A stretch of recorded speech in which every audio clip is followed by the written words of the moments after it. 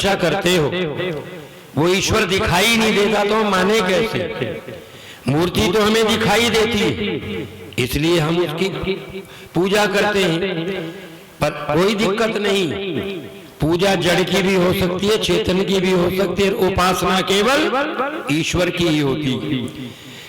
केवल ईश्वर की उपासना होती है। ऋषि दयाल ने दूसरे नियम में लिख दिया, ईश्वर के सारे गुणों का वर्णन किया, वो ईश्वर कैसा है, और फिर अंत में लिख दिया उसी की उपासना करनी योग्य है, अर्थात और किसी की नहीं।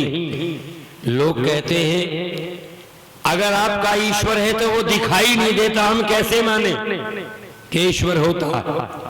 आपको भी अगर कभी पूछे तो मेरा तर्क प्रस्तुत कर देना।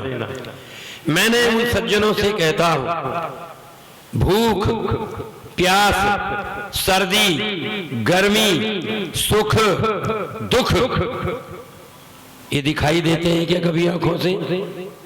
क्यों संपत जी, दुख देखा कितने फुट लंबा होता है? बोला जी ये तो नहीं देखा। मैंने कहा प्यास को देखा कितने प्रति मील घंटे की रफ्तार से चलती? बोला जी नहीं देखी।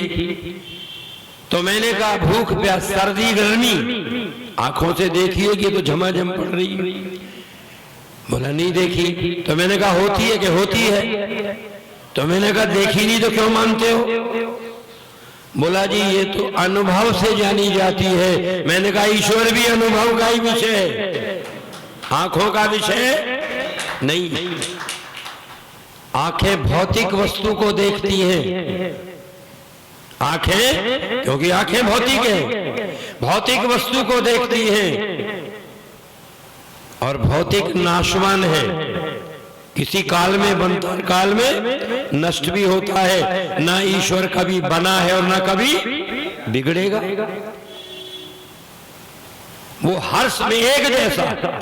और कैसा है? प्रकाश जी कवि रतन ने लिखा कि सफाई से मनुष्य का चोला जिसने सिया, और अचरज ये सुई न धागा हाथ लिया, चमकती सीप की सी आंख बनाई कैसी, और तबले सी रख दी बीच में शाही कैसी, मसाला कौन सा इसमें अजब लगाया है, नमूना आज तलक ना कोई बन पाया है, जान भी डाल दी इस पंच तत्व पुतले में, एक कौड़ी भी न ली इस कमाल बदले में, नाम को भी जलाया ना कभी मसाल दिया, अंधेरे कमरे में बैठा है वह कमाल किया, वो बोलो कौन है, वो बोलो कौन है, वो बोलो कौन है, वो बोलो कौन है, वो बोलो कौन है, वो बोलो कौन है? संसार की रचना करने वाला।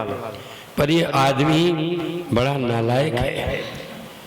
जब सिर पर मुसीबत आती है तो दुनिया भर के मंदिरों में घूमता, दुनिया भर के विद्वानों के पास जाता, तकलीफ होती है तो पूछता है मेरी तकलीफ, मेरा दुख कैसे दूर हो।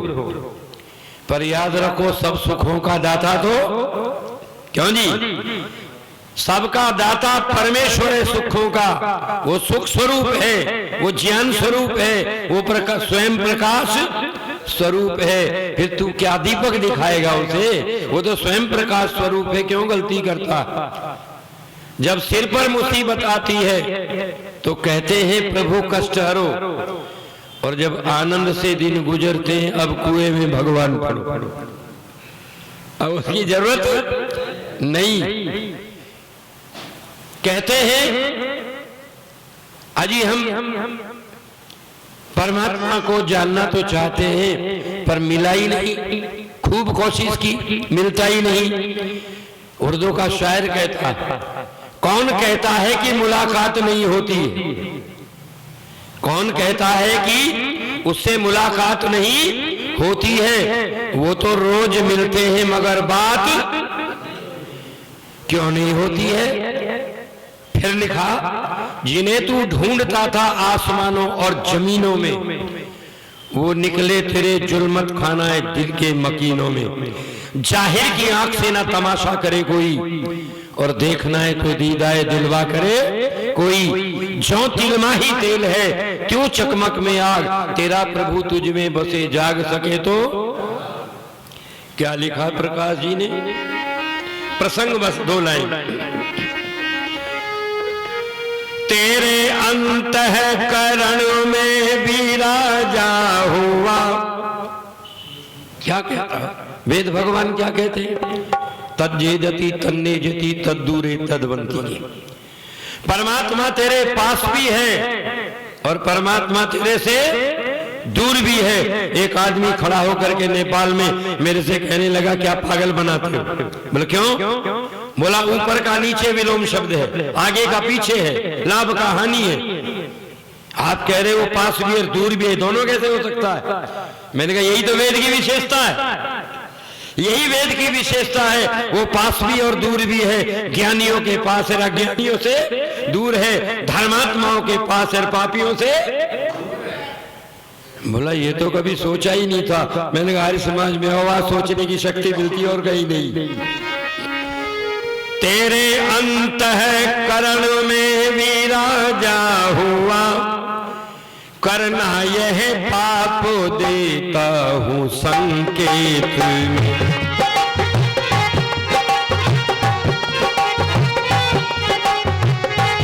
तेरे अंतःकरण में भी राजा हुआ, करना यह पाप देता हूँ संकेत में।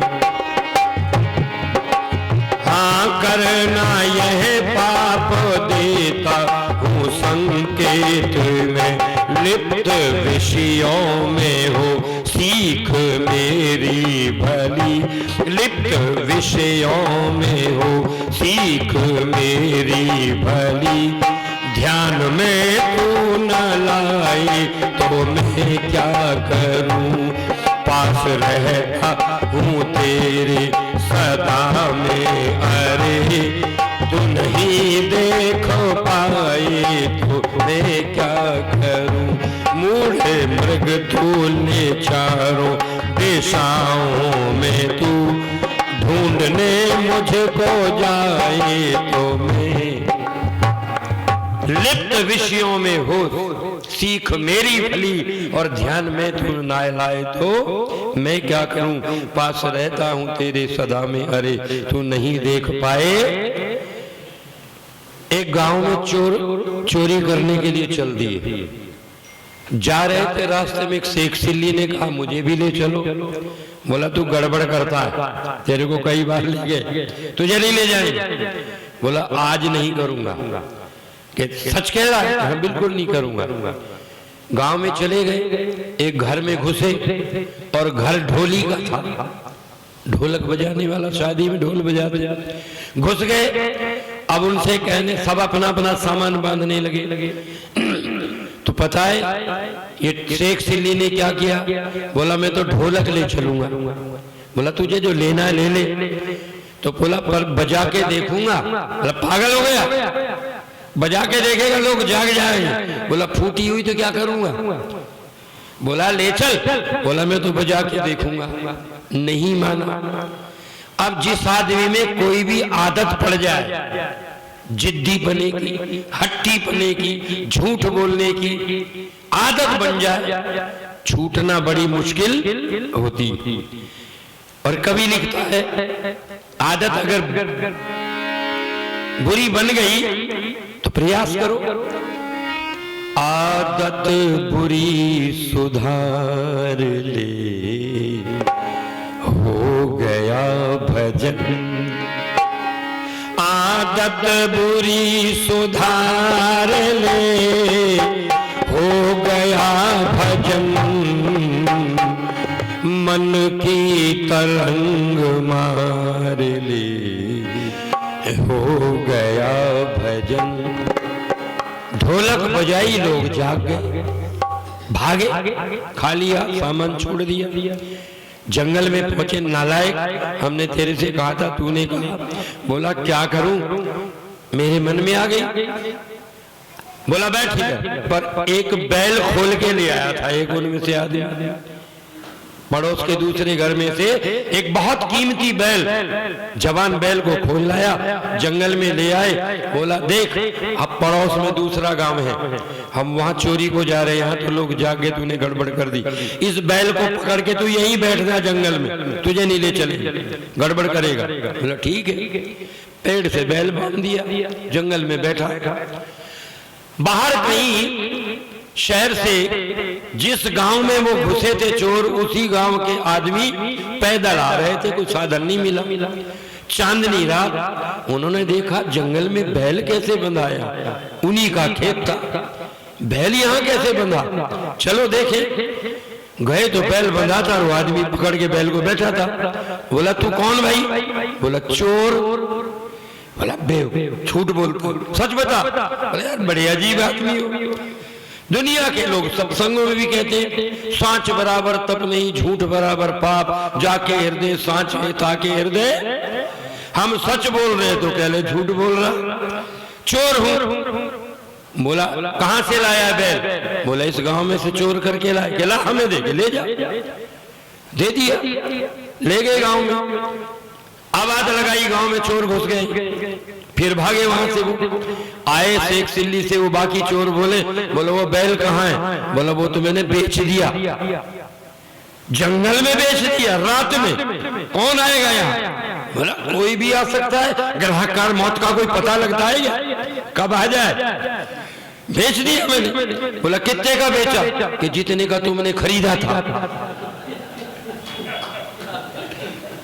जितने का तुमने खरीदा था। समय नहीं मेरे भाई और बहन, बहुत अजीब तरह के लोग हैं दुनिया में। एक आदमी तालाब पर घूम रहा, घूमते घूमते उसने देखा एक आदमी दूसरा तालाब में कुछ हाथ पैर धोने को उतरा, फिसल के गिर गया, तैरना आता नहीं था, हाथ मारने लगा। जो दूसरा आदमी घूम रहा था उसको कहा अरे भाई साहब मुझे बचा लो, तैरना नहीं आता, मैं तालाब में डूब जाऊंगा, और तुम्हारे पास बोर्ड लगा है इस तालाब के अंदर कोई डूबने वाले को बचा लेगा तो उसे 500 रुपए इनाम मिलेगा, मुझे बचा लो 500 रुपए तुम्हें इनाम मिलेगा। अब वो खड़ा है, बोला जल्दी बचाओ मैं मर जाऊंगा, 500 रुपए मिलेंगे। बोला तू मूर्ख है। बोला क्यों? बोला इधर 500 रुपए का बोर्ड लगा है, उधर लिखा है कि तालाब में मरी हुई लाश को कोई निकालेगा तो उसे 5000 मिलेंगे।